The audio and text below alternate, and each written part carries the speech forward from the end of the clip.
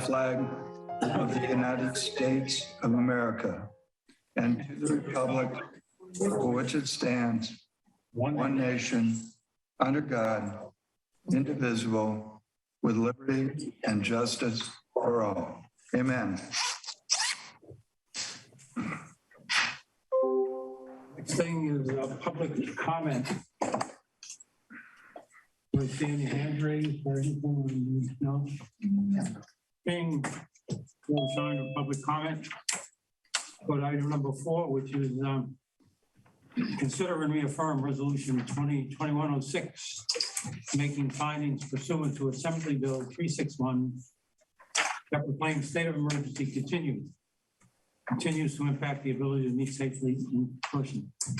Can I have a motion to reaffirm that resolution? So moved. I have a second, please. I'll second that. Okay. Roll call, please. Director Coverdale, Yes. Director Michelson. Yes. Director Reynolds, Vice President Hart, Yes. President Feldman. Yes. Okay, the consent calendar. Are there any items on the calendar anybody wish to discuss or ask to have moved to later discussion at the meeting? Seeing none. Got item 6. Meetings attended and director I'd comment. like to move we accept the consent calendar as presented. Oh, I'm sorry. Second, please. I'll second that. Okay. Roll call. Director Coverdale, Yes. Director Michelson. Yes. Director Reynolds, President Mueller, Yes. President Feldman. Yes. Okay, now, number 6. Meetings attended, director comments. Any comments? Not at this time. Any meetings? Okay. I don't have to have a motion on that. Just checking. Number 7, general business. Okay, turn it over to Mary for that. Okay. So I would like to introduce our Raftellus team who's joining us by Zoom today. We have Nancy Fan and we have Kevin Kasiak who are joining us. But before we get started, I would like to recap the process that we've undertaken over the last many months to get to this point tonight. First, at the June 2022 board meeting, the board approved the fiscal year 2022-23 budget and the district's 10-year CIP. These items serve as the starting point for considering future rate increases. So in June, the district engaged Raftellus financial consultants to develop a financial plan and prepare a rate study for us. In early August, the Finance Committee met with the Raftellus team, and on August 24th, at a special meeting, Raftellus conducted a board workshop to discuss the financial plan and future rates. Using the interactive financial model, board members were able to determine the effect of potential water rate increases and debt financing on the district's reserves. And so the board discussed various alternatives, but considered a 6% increase to be effective in January 2023 and a 6% increase to be effective in January 2024, along with a potential $7 million debt issuance. So Raftellus applied these proposed rates to the district's water service rate structure. And next they developed water shortage rates, which they will walk us through now. So Nancy, I'll turn this over to you. Thank you so much, Mary, and good evening, Board of Directors. I'm not able to share my screen because it's disabled.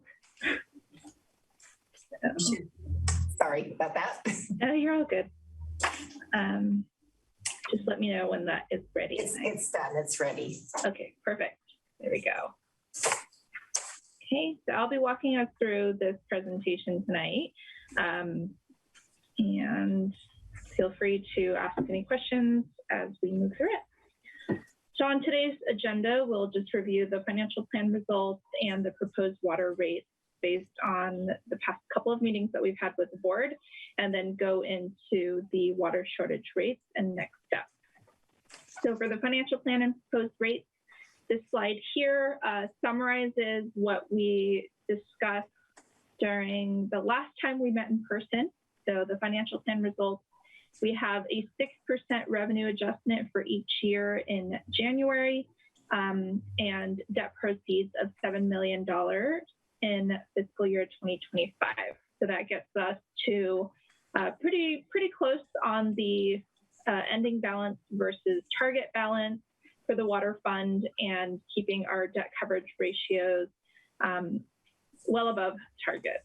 So what we're proposing is to implement 2 years of 6% annual rate adjustments for fiscal year 2023 and 2024, and then also assuming that $7 million in debt proceeds in 2025. Okay, so as Mary mentioned, we are increasing the existing rates. Those are inflated 6% across the board based on the results of the financial plan, and that is for fiscal year 2023 and fiscal year 2024 in January of each year. So the rate structure for the current rates that was developed in the 2018 cost of service study. And these are the rates for the base charge, fire service charge, and quantity charges based on the results of the financial plan. Okay, so that's what we have on the base rates or the water rates section. Now moving into the water shortage rates. But before we delve too deep into that, oh, is there a question? No, okay. For the Before we record, delve, Director Reynolds has joined us.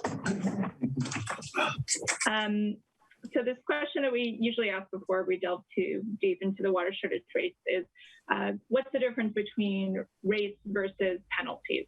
So water shortage rates, those are rates designed to recover the financial impacts of drought. They are a revenue generating mechanism, and so that means they do fall under Prop 218 in California, which requires a nexus between the cost of providing service and the associated water shortage rates. Comparatively, water shortage penalties they utilize price to enforce water rationing. So these are not supposed to be revenue generating. They are strictly punitive and are a way to get customers to reduce their water usage. And the violations are not based on cost of service. So what we're reviewing today is water shortage rates and not water shortage penalties.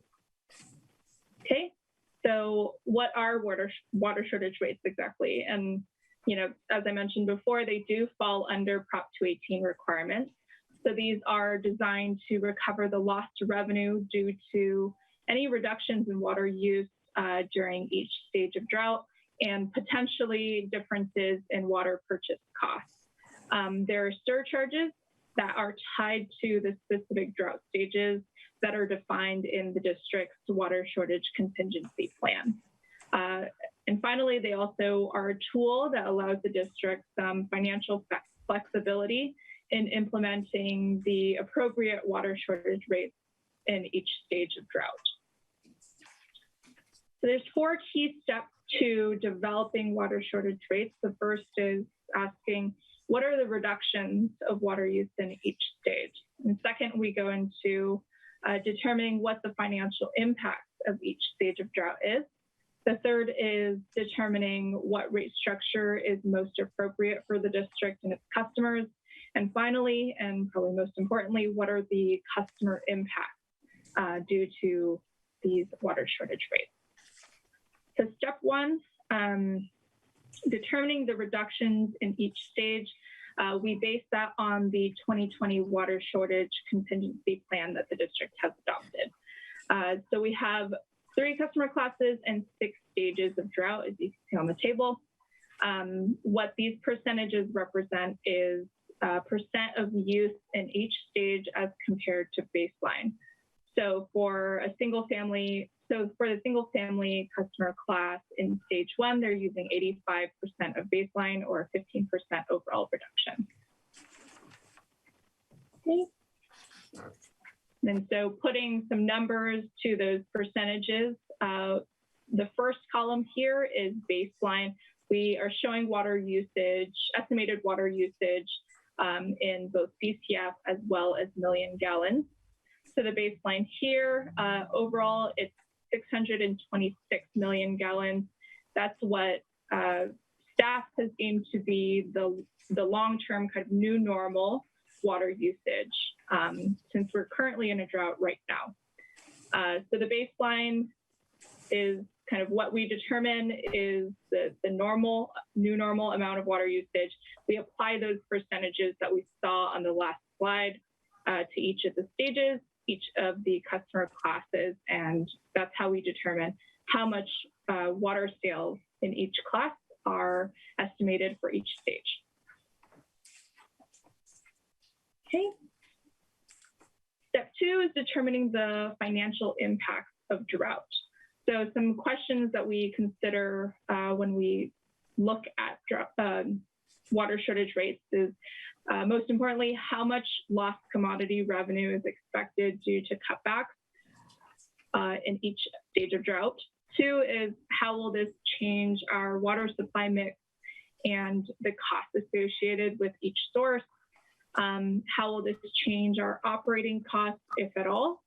And then for the district specifically, the financial consequences of drought, they include primarily reduced commodity revenue. And so the severity of how much revenue is reduced on the quantity charge is dependent on the drought stage.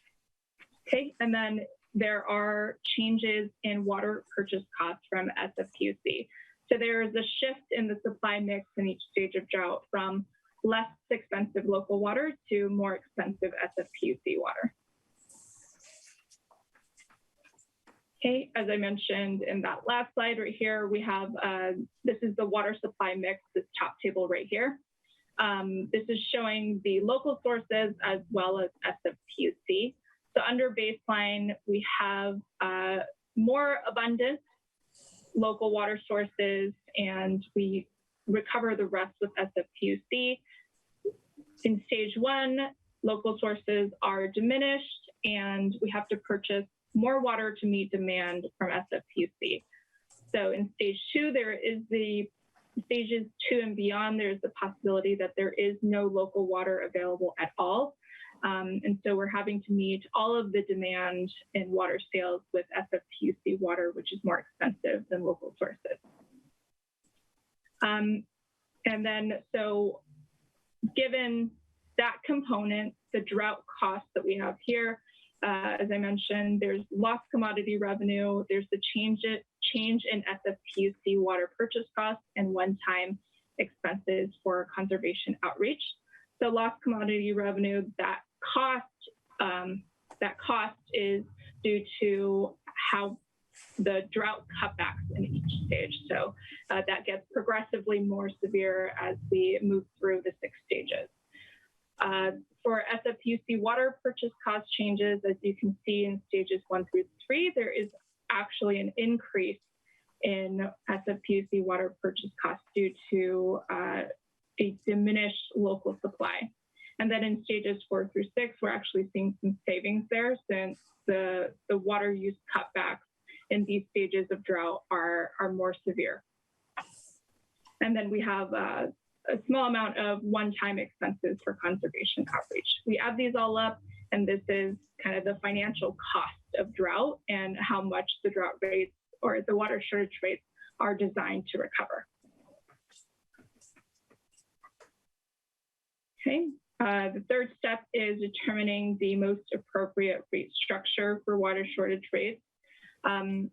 Since we went through this process last year, so we're following the same rate structure as the prior year's water shortage rate, which is a uniform percentage increase. So all customer classes and tiers will see the same percentage increase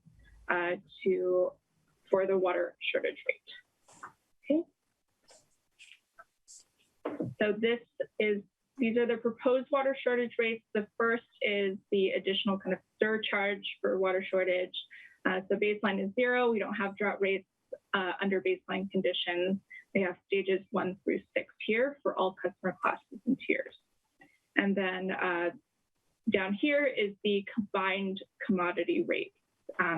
So adding the baseline here and the stages 1 through 6. Okay, and the baseline rates, these are effective in January of next year, and that includes that 6% across the board increase. Okay.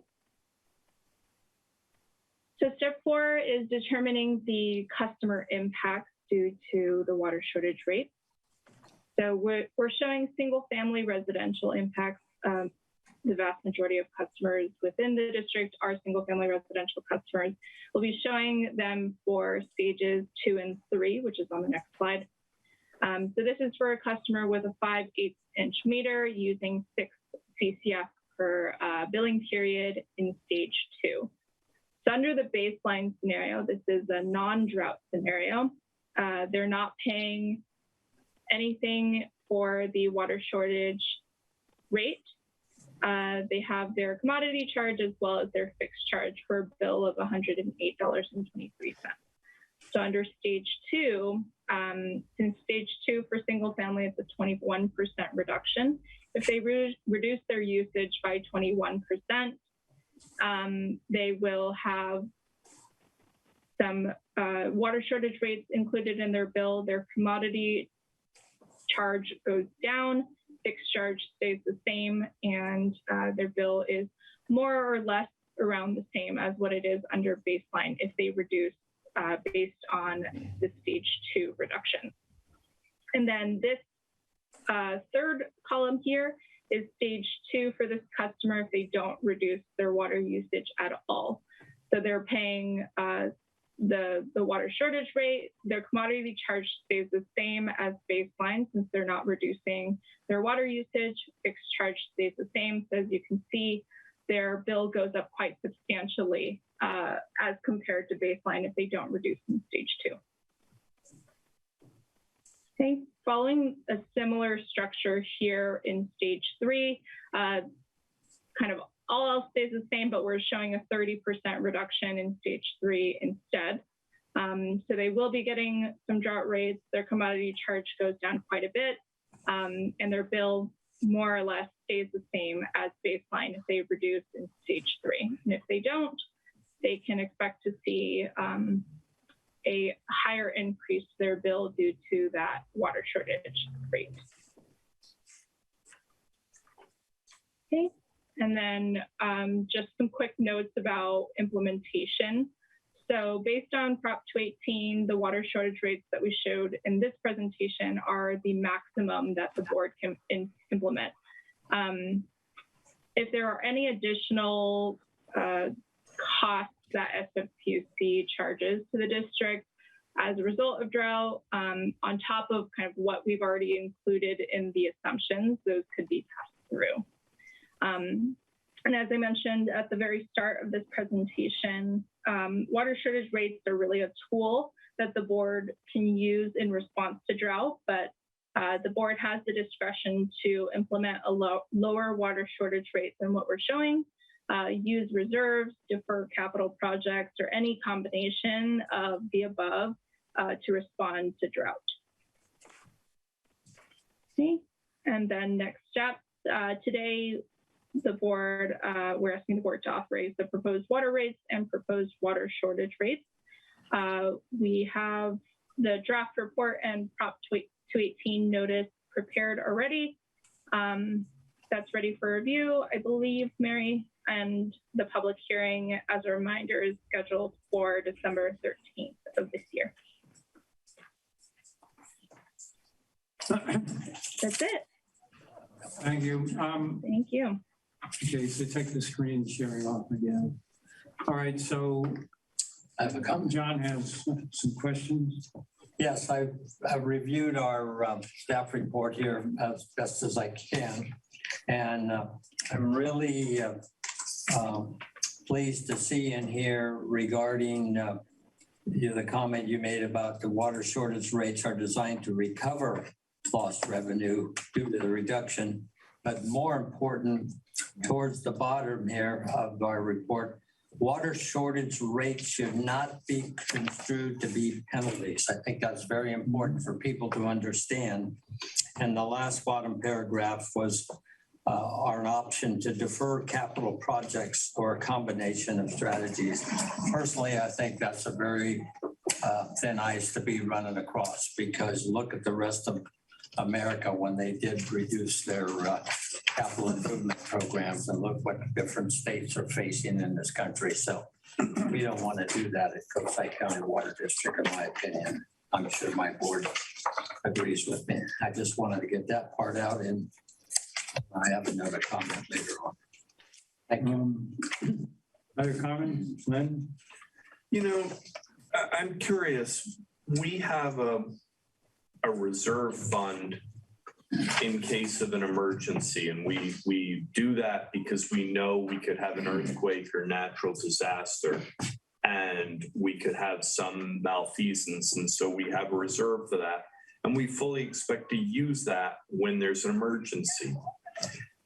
I'm reflecting on my years in the water industry and on water boards, and wonder if we shouldn't have a reserve, an emergency drought reserve that was assuming a 7-year drought cycle, that we could then, I want to smooth the potholes for the customers. And I think it's distressing to the community to get a notice that, well, if there's going to be a shortage of water, we're going to charge you more. And I fully support the logic of why we have to do that. We have to balance our budget. We have to pay our bills, and our costs go up when there's a drought. But since we know droughts happen in a cyclical manner, and since we know that it's something we can plan for, wouldn't it make fiscal sense? And of course, we're going to have to turn to Patrick to tell us what laws prohibit this, because I'm sure every clever idea has got legislation making it How do not you use possible. 218 to do that? That's my question. So I don't know if this is a general manager question or a rate consultant question, but from a legal perspective, you have a reserve policy, and you could have reserves for different things, including water shortages. So from a legal perspective, you could do that if you wanted to. Well, that's one hurdle. Thank you. I mean, and I'm curious what the other members of the board think of this. And one of the things that I'm curious about, we have, as a board, have worked really hard to make sure we have emergency reserves. And we've looked at the cost of what it would cost if we lose our Hetch Hetchy supply. We look at what the costs are if we lose a tank. And we've worked really hard to make sure we have a financial reserve. So I think it might make it easier to understand to the public if we had a reserve that was specified saying, hey, this is to help smooth the road bumps of drought. And so I get it, it's a new idea, but you guys are all a bright team, and Oh, I know in the past, our reserves have been called into question, and I know right now state revenues are trending down. We had some really great years, but they are trending down. And in last recession, when they were really down, the state looked at special districts and felt that we had excess reserves, and our reserves were free to the taking to the state. It never came to that, but I know excess reserves can be an issue, and others, agencies will get a little jealous. Hey, those special districts, they're fat cats, they're sitting on, how much we sitting on right now? We're sitting on a small fortune. We start sitting on more, we could become attractive targets. And historically we have been. I'm good. Ken, you have any? Yeah, the comment I would make is if we were going to try to create a reserve like that, where do we get it? Do we to create a reserve? So, do we have higher rates for water to put away more money? And, there was great resistance about raising rates and great resistance on the board about borrowing money. come from somewhere. And we don't want to just take some of the reserves that are currently targeted already and retarget them, in my opinion. But, you know, if you want to raise rates and create another reserve, I'd be willing to work with that.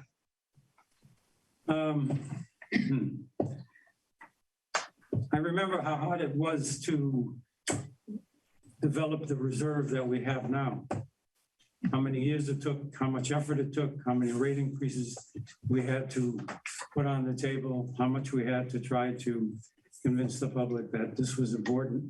And that was all to be able to have the reserves to continue to run the business, to make sure we were able to do the infrastructure work, to run the business, to provide the water. And Ken brought up the exact same point that I thought of is, where do you get the money for the drought reserve? You got to charge more money for the rates. So now you're going to put on top of the rate increases, more rate increases against something which we do not and cannot guarantee will happen or will not happen. I mean, then you're really starting to look a little iffy. We're going to build up a big $15 million reserve for the drought, which may not ever happen, and have this money that you had to buy and get from people. I think it's better to work toward the reserves to run the business and to do the infrastructure and to keep us whole, and to put up a postulation of a drought approach, which says we only use it when we need it. When we use it, you know we need it. And when we charge you, it's because we got to, not because we're going to charge you ahead, because we may need it. And you just have to be letting us do this. So I think it's thinking outside the box, but I sure would have a problem defending it. And I would sure have a problem making people feel comfortable with it. And I really wouldn't want to move that way right now. I think it's a leap of faith just for them to understand and be willing to agree that we need to do drought rates.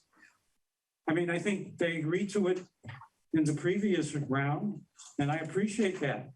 All we've done is model what we did before and did it again and increase the rates because we're having to increase the normal rates. So that's the reason. I mean, and I think we've already sold it for that, and that's the way we should continue selling. And if I can say, remember that these are discretionary. So Right. this, I mean, there has to be a board, agreement that we would implement, and there has to be, reasons for getting to that place. I mean, right now we are in stage 2 of the drought, but we have been really lucky, knock on wood, this year that it rained last October and November. And so we've been able to use local sources, which have actually, if you look at our financials for the quarter, you'll see that we're doing okay, even though we've had reduced revenues. So each year and each drought situation is a little different. And so I think this, at least with implementing these rates,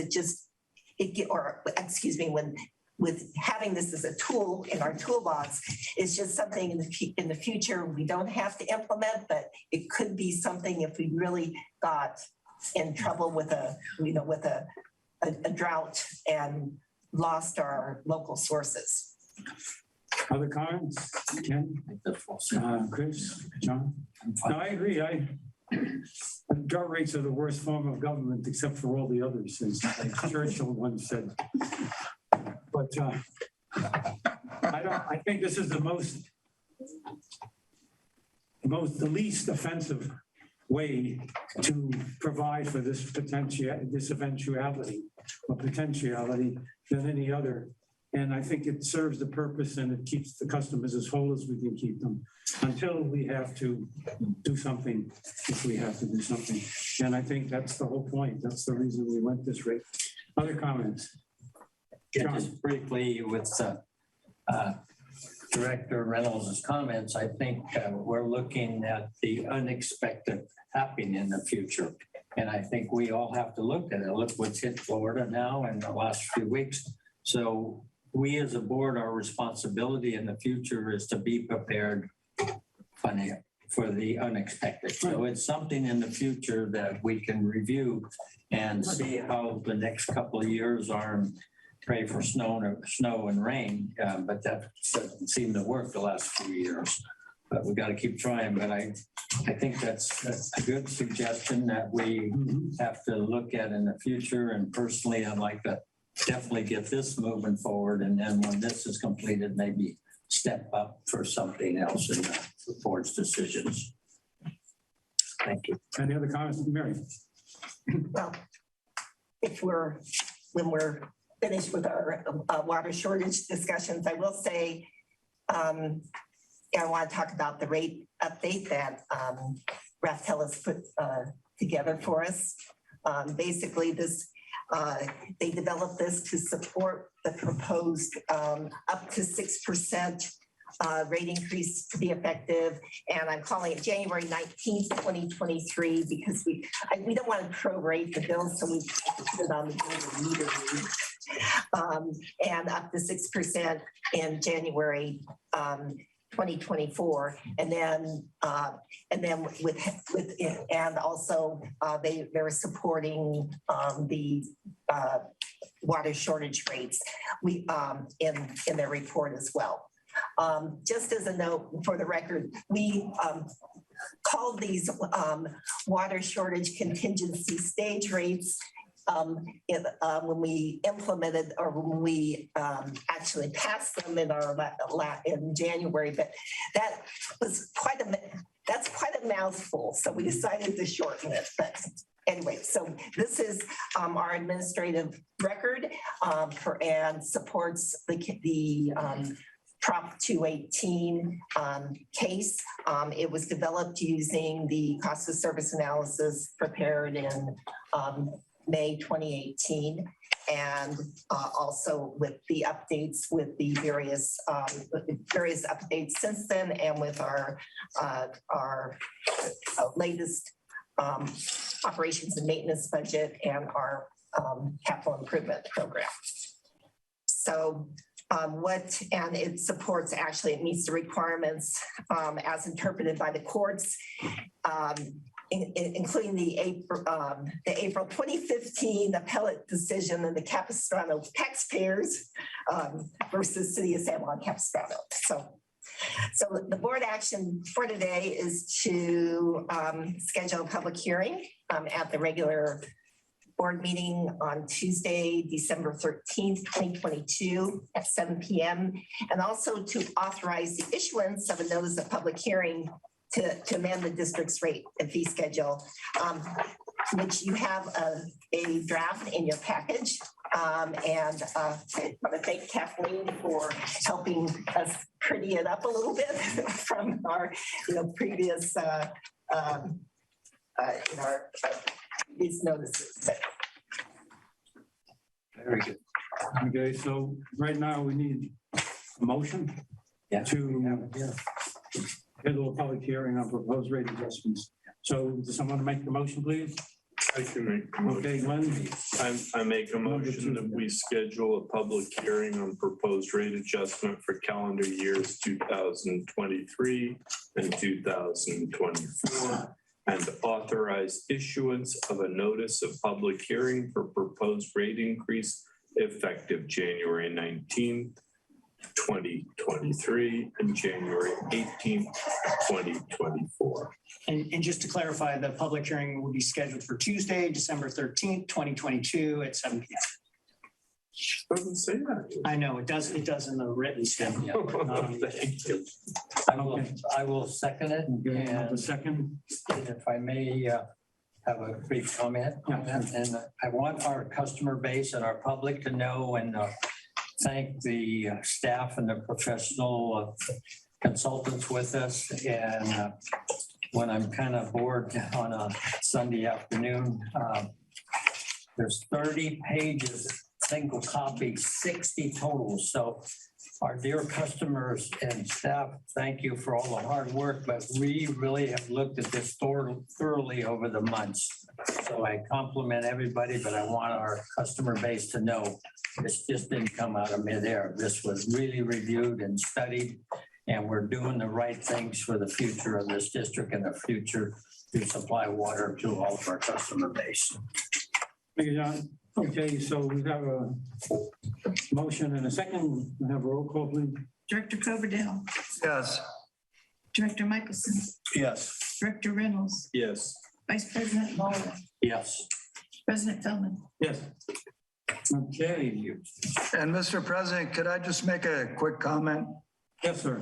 I just wanted to thank Kevin Kostiak and Nancy Pham because they've worked so hard.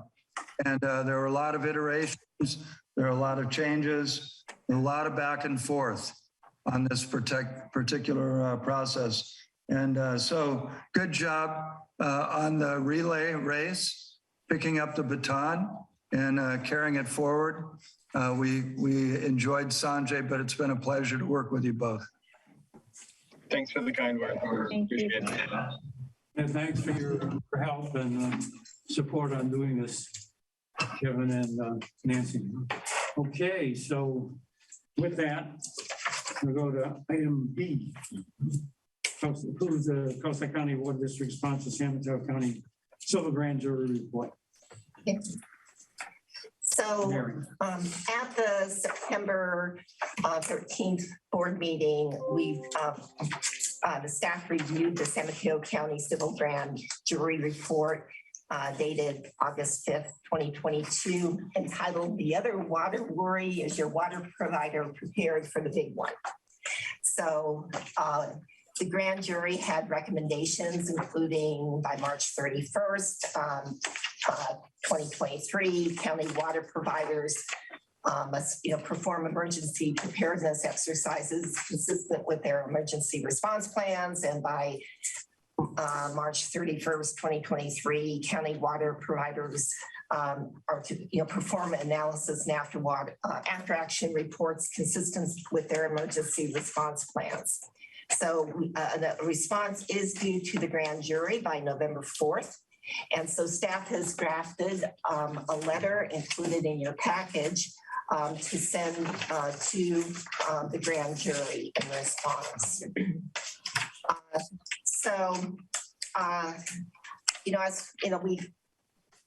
As we talked about in September, our staff really takes very seriously emergency preparedness.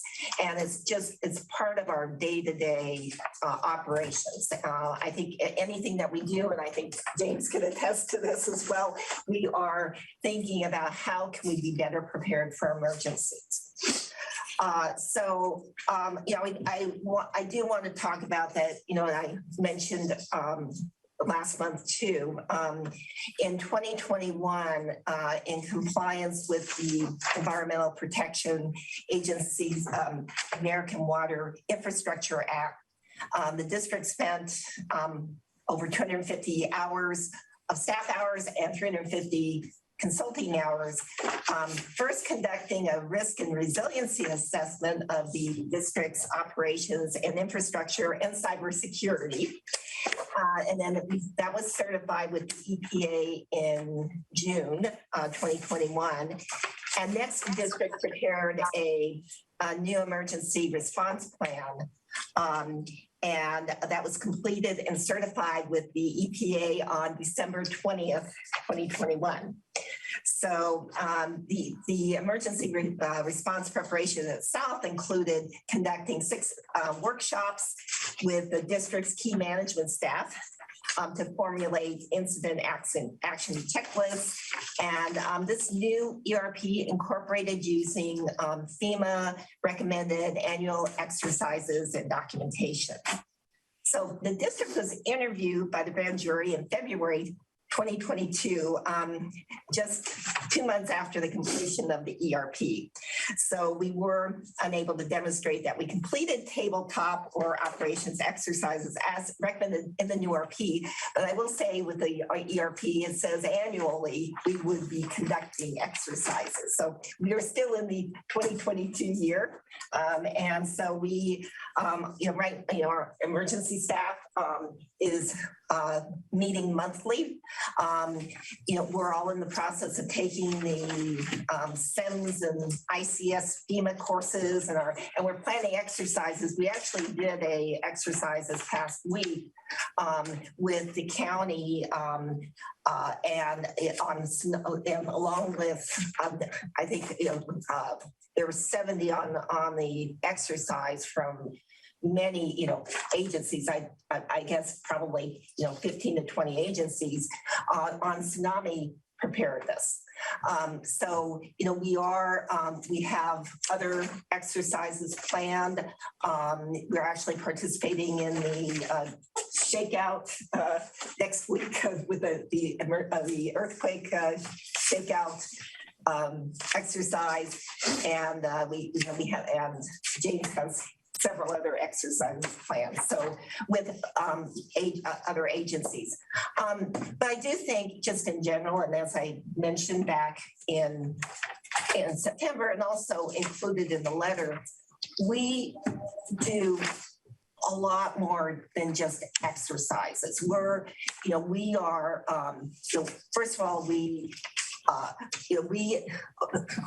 annually, we probably have a dozen after-hours emergencies where our staff have to respond, and they respond in generally 30 minutes. So it's something that after these emergencies, which could be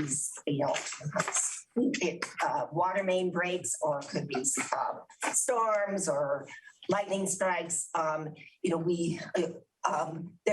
we do have reviews of what could we have done better, and what did we do well, what could we have done better. We have invested in the last 5 years, and we've invested $1.7 million in emergency vehicles, equipment, generators that really allow us to respond. We have, as you know, our capital improvement budget is $68 million for the next 10 years to address seismic vulnerabilities. We have, as we mentioned in even in last month, we have really looking at how can we make sure our team gets here. We've provided everybody with kits of food and equipment for their families to make sure that they can they know their family's going to be safe and they can go to work. So we do feel we are not in this that just not doing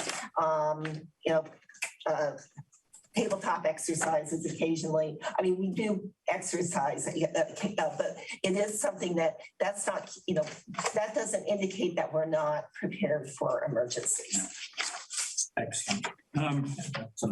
Okay, so comments. Yeah, I have a comment there. A couple, one is a possibility. I'm in the Sheriff's Volunteer and Policing Program in December. It looks like they will be moving me to Redwood City in the Office of Emergency Work for disaster preparedness. And so I think that would be an opportunity for us to be part of this emergency preparedness. So you've done a great job here. I think that's wonderful. And on our staff report, I'll be very cautious here, but maybe we should be looking at an olive branch for Montero Water and Sanitary to open a discussion with them for joint issues of an emergency situation, because they supposedly have the local source, which is all they have. So it's just a suggestion at this point. Nothing to change our agenda item or resolution. I think you've done a good job there. And then, as you said, the investment this district has made and the board has made is just amazing. So, and I know our supervisor always talks about our reserve diesel plan we all have and all that. And after almost putting $7 diesel in yesterday, I can appreciate what we're going through there. Sure, but I just thought about an olive branch with Montero possibly in the future for disaster preparedness. Appreciate that, John. Any other comments on the letter? findings, et cetera. We had talked about this in some detail in September, I remember. At the end of the day, there were 4 recommendations, only 2 were responded to in this letter. The prior 2, the other 2 we had done well in. We were ahead in both the water supply and in the fuel supply. One of only 3 or 4 who even met that milestone. As I reflected on how we responded, I mean, the letter of the law is that we didn't do the exercise per se, and we didn't report on the exercise per se. However, when push came to shove and I saw the response and I said, this is really the right way for us to handle this, because we have to admit what we're not quite ready for and haven't done, but we also have to take credit for what we did do in these 2. And I think they've done a masterful job of laying out the positive side of the questions, and the response to the questions, I think, are added and make it much more viable in terms of our response to the San Mateo County Grand Jury. And I really thought this was well done. I hadn't really thought about it being spun quite this way, but I think it's the right way to do it. And I'm happy to be able to sign off on this thing. I mean, this is a great letter for me to have the opportunity to approve. And I really thank you for your efforts to bring that out and make that apparent, and to be sure that the public understands that and the grand jury understands that. I think it was a hard job to get this done this way, but it takes credit for all the work that's been going on that you and James and the boys have done for us. So thank you. Thank you. I would so move to approve the Coastside County Water District's response to San Mateo County Civil Grand Jury Report. Quote, the other water worry is your water provider prepared for the big one. We're doing a good job. I just haven't got on there. We have a second? Yeah, I'll second that. Okay, roll call, please. Okay, Director Coverdale, Yes. Director Michelson. Yes. Director Reynolds, Yes. Vice President Mueller, Yes. President Philman. Yes. Okay. Approval of professional service agreement with Balance Hydrologic Inc. Over to James. I'm sorry? Yes, I'm gonna let. Yeah, I think I'm gonna wait on the TV, Mayor. Okay. Okay, tonight we're looking to have you authorize the general manager to enter into a professional service agreement with Balance Hydrologics for water year 2023 stream gauging, groundwater monitoring, and analysis for the Denniston San Vicente Creek watersheds for an estimated time and material basis, $92,516. As you all know, quantifying the amount of water available, these 2 sources is of vital importance to the district in their efforts to secure these water rights. Balance has been providing stream gauging since water year 2011. And staff recently requested Balance propose a new water year study, or data collection rather, and we've asked them to focus more on the data collection rather than the data analysis, and focus more on the QC of the data. So we have a minor reduction in the dollar amount from last year. Last year we spent, our budget was $99,412. This year it's $92,516. And I just want to say that Balance has provided good support to the district, and they're always under budget unless we ask for extras. If you have any questions, I'm happy to answer. Do we have any data prior to 2011? Not much, not stream gauging, not that I know of. Okay. Groundwater levels probably, but not stream gauging outside of what's available from USGS. Other questions, comments? That's good. No. Hearing none, I'll just ask for a motion to approve this. I can make a motion to authorize the general manager to enter into a professional service agreement with Balance Hydrologics for the water year 2023 stream gauging, groundwater monitoring, data analysis for the Denniston Creek and San Vicente Creek watersheds for an estimated time and materials cost of $92,516. I'll second it. Okay. Roll call, please. Okay, Director Coverdale, Yes. Director Michelson. Yes. Director Reynolds, Yes. Vice President Mueller, Yes. President Philman. Yes. Great. Thank you. Item D, consider resolution 2022-11, authorizing the grant application, acceptance, and execution of financial assistance agreement for the Coastside County Water District Water Recycled Water Feasibility Study. There. So we have EKI is assisting the district to prepare a grant application to the State Water Resources Control Board for funds for a feasibility study for recycled water. So the State Water Resources Control Board will pay up to 50% of the study of up to $150,000 or $75,000. So if this is not a large amount of money, that would certainly help us as we start looking at recycled water. It also gets our name out and in the community, and maybe we can. It gives us perhaps an opportunity to look for other grants as well. So we need to have this resolution and inside our grant application. And so I would request the board approve this resolution for authorizing the grant application. Any comment? No. Mr. President, Yes. I'd like to make a motion that we approve Resolution 2022-11, authorizing the grant application, acceptance, and execution of the financial assistance agreement with the State Water Resource Control Board for the Coastside County Water District Recycled Water Feasibility Study. I'll second it. Have a second? Yep. Okay, so Okay, roll call, please. Director Coverdale, Yes. Director Michelson, Yes. Director Reynolds, Yes. Vice President Mueller. Yes, and I'll let you go.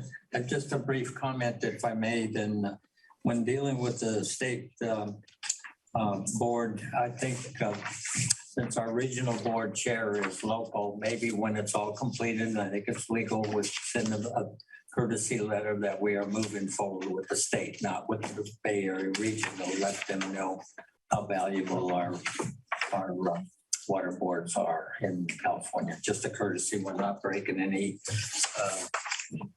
rules with regional board staff members. Okay. President Tillman. Yes, Sorry. that's good. Thank you.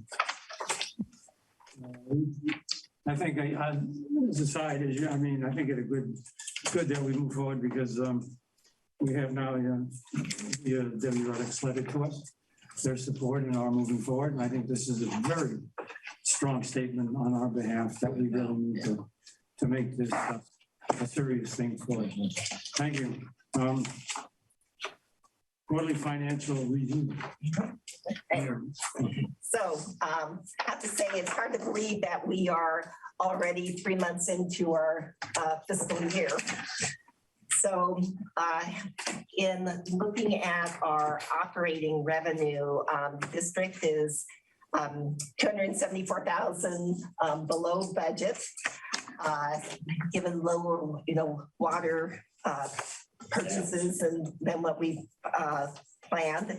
And so it's, this is, our customers are saving and have listened to our conservation messaging. So, but this sales shortfall was partially offset by non-operating revenues of $68,000, which primarily reflects higher ERAF revenues, some higher interest, and we started charging late penalties in the 1st of July again. So our expenses are actually, $460,000 under budget. So, and that's is largely comprised of $254,000 lower SFPC water purchases, and that's we've been able to use our local sources, so we've been able to achieve that savings. In addition, with using our local sources and also being able to use Pele's Reservoir, we've actually saved $82,000 in Crystal Springs electricity. We've saved $60,000 in salaries and benefits with the open assistant general manager position. And then we have timing differences that make up the rest. So in summary, although the district experienced lower revenues than planned, we were able to offset the shortfalls by lower expenses. So in terms of our capital, the district spent $1 million in CIP, and we expected more, but we had the slowdown at Nunes. So we expect that when Nunes will be able to pick up again, we'll be seeing higher spending at a faster clip. I hope by the December, January timeframe. And we've in terms of our projects, we're going to be starting a $1.7 million project in Grandview. You've probably seen the start of our mobilization, and we started to dig the hole for the jack and bore, which that will happen next week. So we have started and mobilized on that project. We also just completed the pipeline under Pele's Creek at Strawflower, and this was just a wonderful achievement for the district. That was the pipe that really kept us up at night, and so we have the redundancy and of the pipe that serves the south part of town. So we're very excited about that project. So, any questions?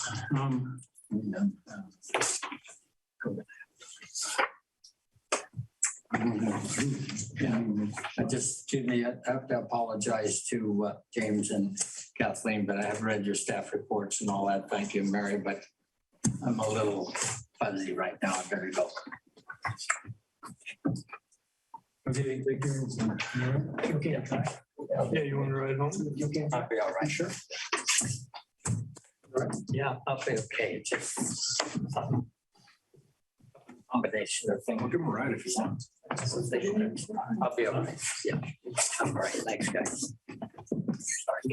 That's all right. No worries. Feel better. James, thank you. Appreciate it. Yeah, we gotta get him. Okay, that wouldn't do well. Yeah. I got the truck. I'm happy to drive you. No, I'm right. It's not the virus. Should we just call a 5-minute break and then rejoin? Gina will. Gina's gonna. I'll make that taken care of. Yeah, we're fine. Thank you. Okay, so we just make a note and John had a.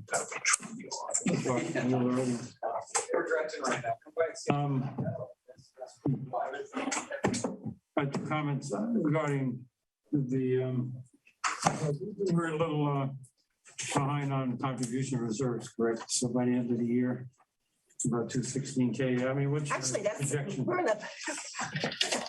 in a positive mode right now over budget, because we have 38. Oh, actual. That's it, yeah. So Budget, that's the budget. That's the budget. yeah, so we're below. in good shape. That's good shape. I reversed I was looking at it upside down. Excuse me. Yeah, no, we're in good shape. Yeah, we're ahead. I was looking at the budget, we're well below that. And the other thing, of course, was the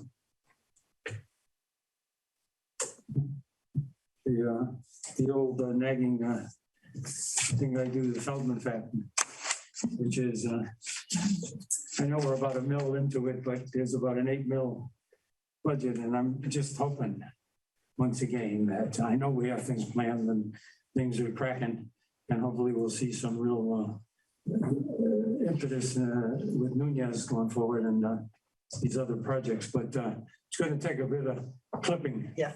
how shall I say that? We're gonna need to have a real clipping going forward to spend all that bucks. Well, we have projects. I will say we would like to have a finance committee meeting sometime in the next month. Finance or? Excuse me, facilities. Yeah. I mean, sorry, You mean facilities. facilities committee? I meant facilities. So thank you. You meant for, yeah, right. I know you said you were gonna have one, but Yeah. I think it's probably a good idea to have a session, go over it with the facilities committee. And then maybe perhaps have an agenda item in future meeting in November, December. Just tell us what you think the future looks like in terms of capital this year. That would be helpful, I think. So we're all on the same page about that. Okay. And then next item on the agenda is monthly informational report. Okay, so general manager's report. Okay, so on September 13th, the governor signed into law AB 2449, which amends the Brown Act teleconferencing procedures. So I included the Hanson-Bridget commentary about this new law, but basically what it provides that that it allows a board member to teleconference for just cause or emergency circumstances, which is approved by the legislative board. A quorum of the board must be present at the meeting, and a member can only teleconference for a limited number of meetings. So in our case, the max would be 2 meetings a year. So, and the meeting has to come through a teleconference, a Zoom format. So as I wrote on here, and Patrick advised me too that AB 2449 also includes AB 361. So AB 361 is in effect till January 1st, 2024. And the board can still use the provisions of AB 361 as long as the district is still in a proclaimed state of emergency and state or local officials have imposed or recommend social distancing. So we wanted to let the board know as the new rules are, as Bridget's commentary says, they're not all very friendly, and it's a question of if they will, what is the practicality of using these rules. So with that, I'll also let Patrick. You want to? Sure. I'm happy to chime in. Just to boil it down. So right now, we're operating under two potential teleconferencing rules. The pre-pandemic rules. So if you may remember, those are ones where we have to put the teleconference location on the agenda. The teleconference location has to post the agenda. The teleconference location has to be open to the public and accessible. So those are the old pre-pandemic rules. So those are still in effect throughout. Right now, we're also operating under AB 361, which is kind of what we're doing tonight in a hybrid fashion, right? And those were the rules that we had in effect for 2 years, the Zoom meetings and all the requirements that go with that. AB 2449 adds to those rules another teleconferencing option. So there's a third option. Super complicated, but as Mary summarized, it allows for either just cause or emergency circumstances exception, which are defined in the statute itself. And so all three of those options will be available to the district and other public agencies January 1st, 2023, and then through that year. And then in January 1, 2024, AB 361 option goes away. So then we will have two options for teleconferencing from January 1, 2024. This gets I'll remind you of all this as this goes on until January 1st, 2026, and then AB 2449 goes away. And then we will be operating under just the old teleconferencing rules, unless there's other legislative changes. So that's the summary. And as Mary pointed out, some great lawyers at Hanson Bridget, none of which are me, wrote a summary on this that basically summarized is these new rules provide another option, but they're very complex and very narrow.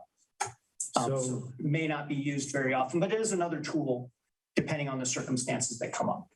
So for example, AB 361 may go away once the governor declares the emergency over, or once there's no longer recommended social distancing rules. So those two options could go away at any time.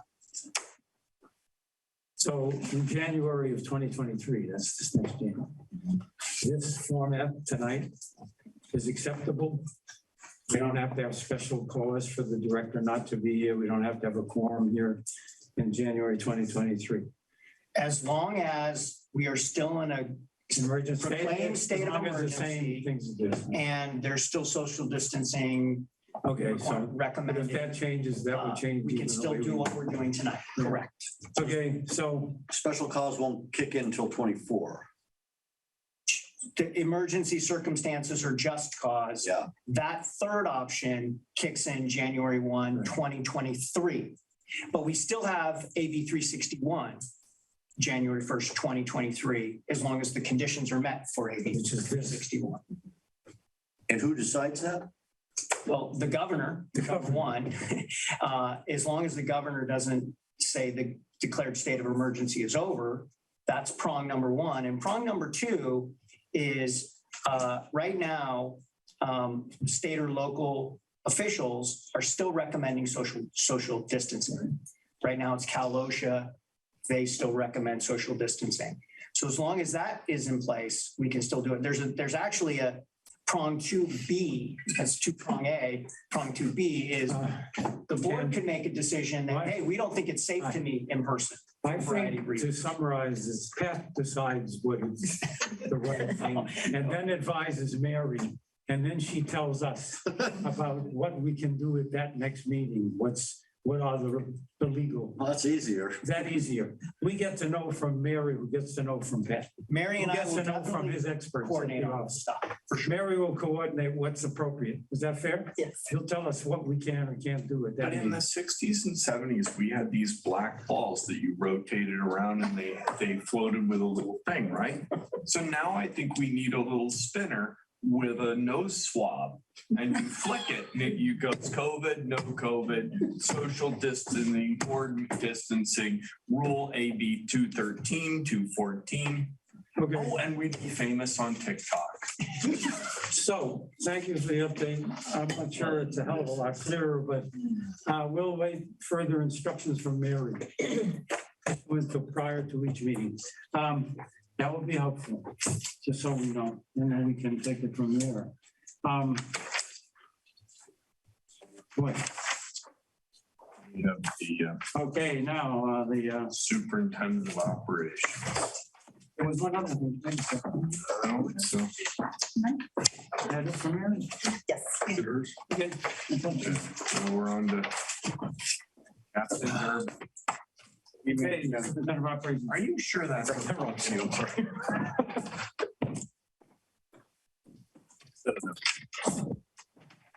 No, It's much easier at home. this is more fun. Monthly highlights. Denison Water Treatment Plant ran during the week. Most of September is currently down because we're dredging. We had a pretty good year. I'm really proud of staff of what they've achieved out there. Carson, our new maintenance person, has a Class B license. Darren, Chris, and Mike are all working on the written and driving exam preparation. Reminder, DOT requires class time for Class B licenses now. We found a really good school over in Hayward, and they've worked well with us in terms of being flexible. We've installed some new cameras at Main Street, CSP, and Nunes. Those are working great. We've got good cameras on our diesel tank just in case one goes to gas. Both sides. September sources: Pillar Cedars Lake, Denison Reservoir, the wells, Denison Wells, Crystal Springs. Projects, Nunes is still on a pause. We heard a sludge valve showed up today, but we're still waiting for the knife gate valve, which is holding up other decisions. We're hoping that Ranger will be back sooner than November, but we're looking at November for when they remobilize, when they have parts. More on that later. Grandview, as Mary mentioned, got the bore pits and they're starting to work on saw cutting and laying things out in the neighborhoods. Casey's been working well with us. Our inspector from Cecil and Cecil's been doing a great job, and him and Darren have hit it off because they're both very experienced. Pillar Cedars Crossing, Golden Bay is done except for a few punch list items. We are using that pipe now, and Mary recognized that it's a big relief to us. With the old pipe could start leaking and cause all kinds of environmental damage in the creek, so we're happy that that is disconnected and we're on the new pipe. Marijuana's Point Road, we're waiting for the design expected later in the fall. And we are also waiting on the 100% design from HDR for the tank project. And we will be meeting with city staff tomorrow to talk about how they would like to see us handle coastal development permit exemption. Any questions? I'm available. Any questions, comments? Hearing none, looks like busy month for the operations folks. Next on the agenda is Kathleen to talk to us about water. We get to hear more about SBs and Senate bills. SB means something else, by the way. So the governor signed Senate Bill 1157 into law, which was expected. It didn't come as a surprise. It's basically this legislation set a standard for indoor residential water use that will be applied also. We're still waiting for our outdoor budget for them to finalize that, and also the CII water budgets. We're waiting for that. But what this did is the current standard is 55 gallons per day per person until 2025. Then it goes to 47 gallons per day per person. And then by 2030, we need to be at 42 gallons per day per person for indoor water use. What's your take? How do you think our community fares up compared to 55? And I know we it's hard to do because a lot of our customers do bravely go out and try and irrigate. But where do you think we're at for our customers? So for indoor, I think we're in a really good place to meet these standards. So it's kind of, there's some ways to calculate what the indoor use is. We can take our winter usage for single family and assume that's all indoor water use. There's some other ways we could do it, especially now that we have AMI. We could, get a little more involved in a study. But I think that for our indoor water use, we are really close to that 47 gallons per day. That's good. Our customers should be very proud of being that far, because usually, these bills are rolled out to give people time to adjust and get there. And so it's kind of fun and exciting that once again, Half Moon Bay is cutting edge. Yeah, and a lot of other Bay Area agencies are also almost as good as us. Yeah, or better. Careful. Your San Francisco areas where it's very urban and there's no outdoor water use, and they have 3 trees per block. We're good. Yeah, so we're good. But we're good. So we're just waiting for the other components of our water budget to be finalized. Our GPD is about 47. I'm sorry, gallons per day. 50, as I said. Our winter residential GPCD has gone down as low, especially in a drought, to 38. Oh, okay. It's calculated. And that's using the population method. Okay. Indoor. Indoor, yeah. So we can't sustain, we haven't been able to sustain that, but I think we're in the, in the winter, we're in the upper And then 40s. the autumn and summer. That's great. Is it, That's what good is the news. autumn and summer, 15? Summer, we can get as high as Indoor. in the 80s. Oh, yeah. Indoor, Well, we don't know. The problem is, because it's all rolled. It's the Yeah. winters when they're not used. I got it. yeah, winters when they're not. You can't tell. In the I got summer, you. it's, yeah, it's very difficult. Without the landscaping on, yes. Yeah. Okay, but is the 42 even possibility in the long term? I mean, that's what I'm asking. Well, no, 47's the law, and she says we've. We're doing a 38 already? Yeah, we've hit. So we have hit Okay. that, but not sustained. So, Oh, so great. our community, once again, is wonderful. Great. I didn't realize we. Yeah. Go ahead. I'm sorry. We still have some work to do. I don't want to, No, I think. so. but yeah, but we're in a good, we're in a good position to meet You those. can see that from the numbers. And we're currently at 55, the standard until 2025. Right, yeah. Okay, so then the next update is about the water shortage emergency that San Francisco has declared in Coastside County Water District. SFPUC gave us an update at a recent BOSCA meeting, and this situation for us is much better than a lot of areas, across the state.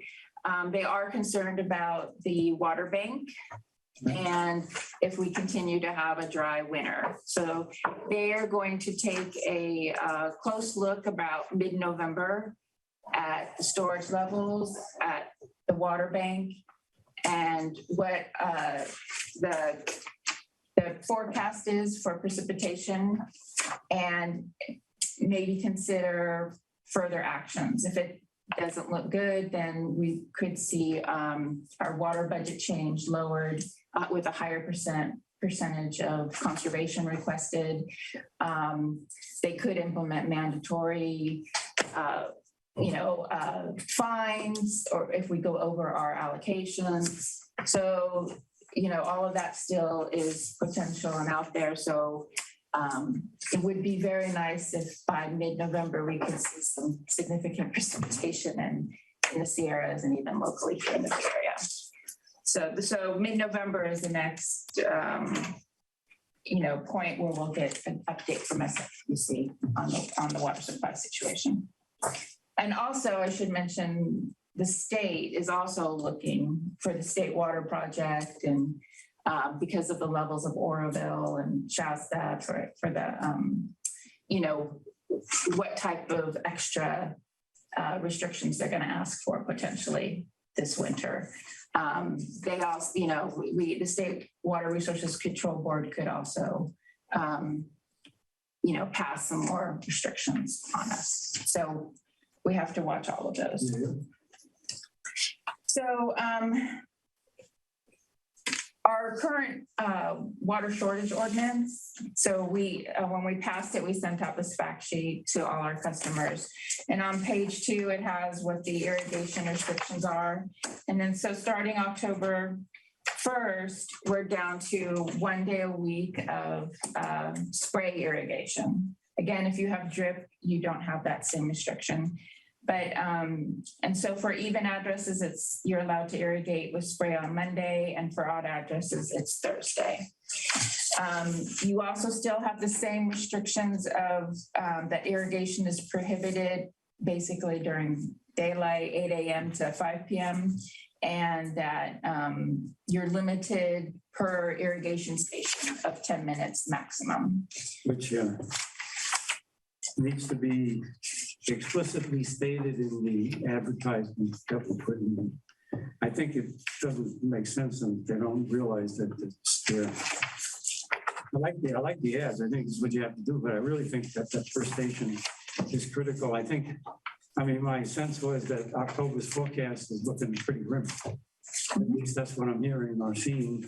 And that if there's no precipitation in October, the tendency will be to make up for that with sprinklers on lawns that people want to keep green when there's no rain.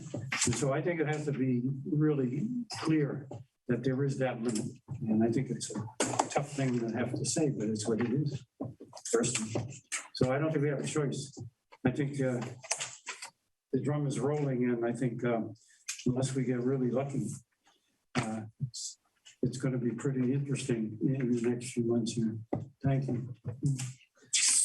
So you did mention attachment A shows a advertisement we're running regarding that in the Half Moon Bay Review that will run all month. So I will contact them, see if we can. Yeah, well, I do your best. The other thing I'm thinking, is there any way to put out more Yes, advertising, like send out a postcard with the same information on it Yes. to all customers, saying the same thing to every customer in the community here, because they're not getting it. A lot of Okay. people are still not getting it, in my Sure. opinion, anyway. yes, definitely, we can. No, I think we need to spend the money and make that effort and do that advertising and that outreach, or it's not gonna stick. Most people, we talk to people and have no clue as to that there are these restrictions. Yeah, that's good feedback. So we'll definitely, we can do a direct mailer to all our customers again. I think that would help. Okay. So we do have some more advertisements, one going for the Pumpkin Festival pullout, because I figured this was the 50th year, so people might take a second look at that and look at that. And also in this October's Coastside magazine that Half Moon Bay Review puts out, there'll be an advertisement. And then related to a previous agenda item, in September, it was Emergency Preparedness Month.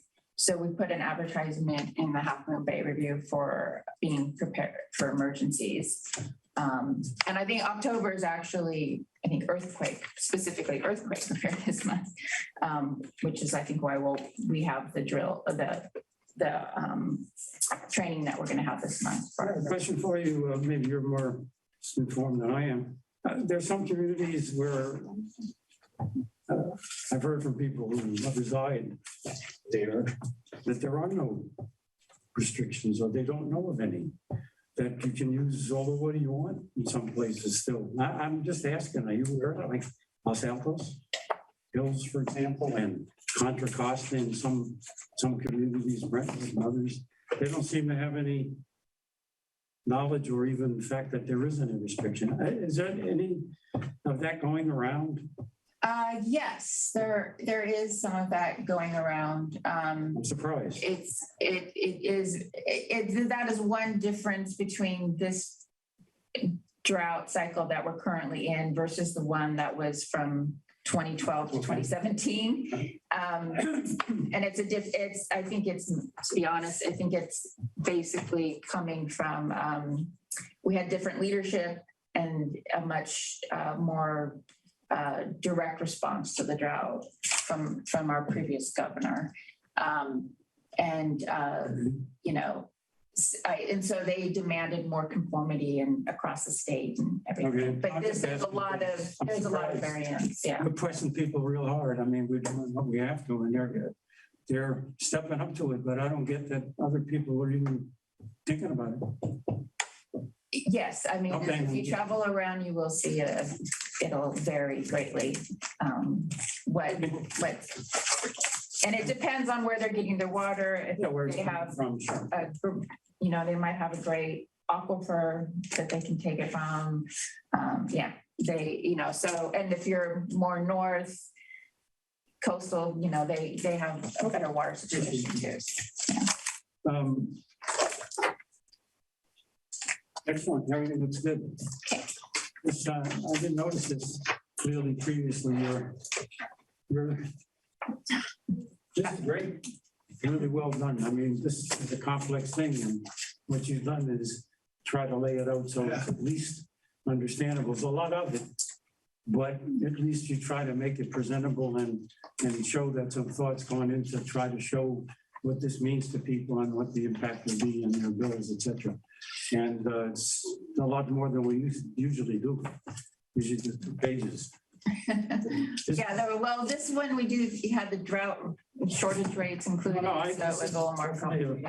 A really positive approach to trying to explain this, and I appreciate the effort you guys are going through to try and make it easy for the customer to get some insight into what's going on.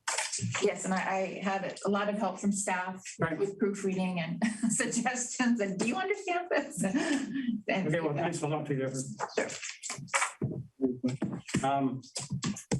I think that we are just about done, right? Yep. Any requests from directors for other items on the agenda?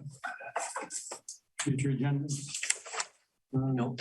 Okay, hearing none, then I will adjourn the meeting. Thanks a lot for your time and help, and see you soon. Good night.